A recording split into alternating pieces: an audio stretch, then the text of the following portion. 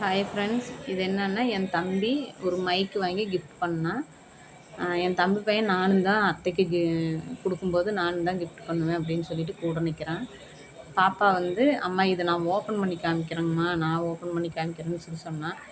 பாப்பா ஓப்பன் பண்ணி காமிக்கிறேன். அதில் வந்து 2 மைக்கும் ஒரு அடாப்டர் மாதிரி அது ஒன்று இருந்துச்சு.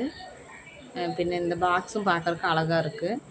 உள்ள இன்னொரு பாக்ஸில் வந்து இந்த மைக்குக்கு ஒரு கவர் ஒரு மாதிரி இருக்குது போட்டுக்கிறதுக்கு, அந்த ஸ்பீக்கருக்குள்ளே போடுற மாதிரி, டஸ்ட் எதுவும் போகாத மாதிரி இருக்கிற மாதிரி.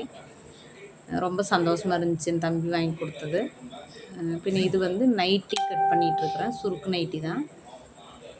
ஒரு நைட்டி 2 நைட்டியெல்லாம் இருந்தால் கையில் கட் பண்ணிடுவேன். ஒரு நைட்டி கையில் கட் பண்ணுவேன். 2 நைட்டியெல்லாம் இருந்துச்சுன்னா மிஷினில் கட் பண்ணால் சீக்கிரம் கட் பண்ணிடலாம். கீழே இருக்கிறத கரெக்டாக மார்க் பண்ணிவிட்டு கீழே எக்ஸ்ட்ரா இருக்கிறது கட் பண்ணோம்னா பாக்கெட் வச்சுக்கலாம். சைடு பாக்கெட்டு, ஃப்ரண்ட் பாக்கெட் வைக்க மாட்டோம். சைடு பாக்கெட்டு ஜக்கா போட்டு கொடுத்துட்டோம்னா அக்கா வைக்கிறதுக்கு, பாக்கெட் வைக்கிறதுக்கு ஈஸியாக இருக்கும். அக்கா தான் நைட்டி அடிப்பாங்க. அக்கா வந்து சுடிதாரும் நைட்டியும் அடிப்பாங்க. நான் ப்ளவுஸு அந்த மாதிரி அடிப்பேன். கெவுன் இந்த மாதிரி இருக்கிறதெல்லாம் நான் அடிப்பேன். அக்கா இன்னும் ப்ளவுஸ் தைச்சு பழகலை, இப்போ தான் பழகிட்டுருக்குறாங்க.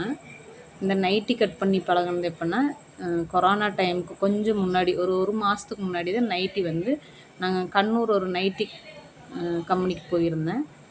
சும்மா பார்க்கலான்னு போயிருந்தேன், அண்ணா அங்கே இருந்தாங்கன்ட்டு.